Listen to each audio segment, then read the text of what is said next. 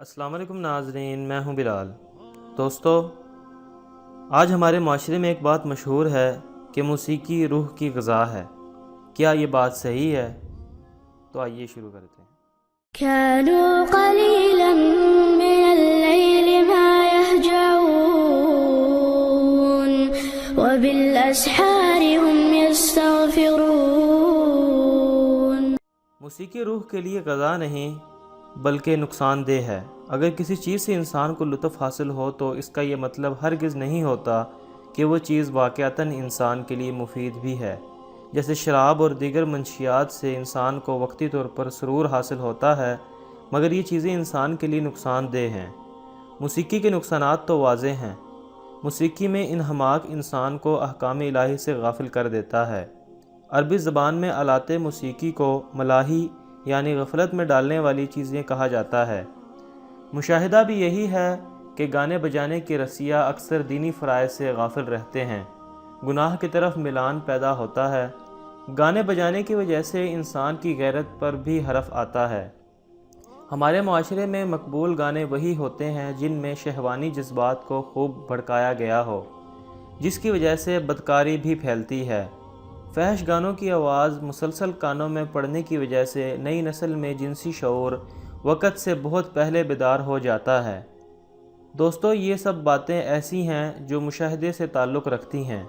ان کا انکار ممکن نہیں۔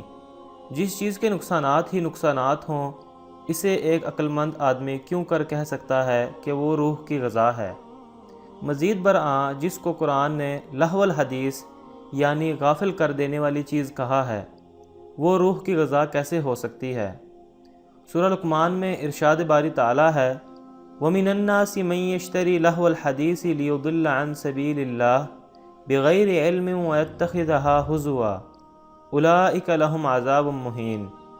اور بعض لوگ ایسے ہیں جو غافل کرنے والی چیزیں خریدتے ہیں تاکہ بے علمی کے ساتھ لوگوں کو گمراہ کریں اور اسے ہنسی مذاق بنائیں۔ یہی وہ لوگ ہیں جن کے لیے رسوا کن عذاب ہے۔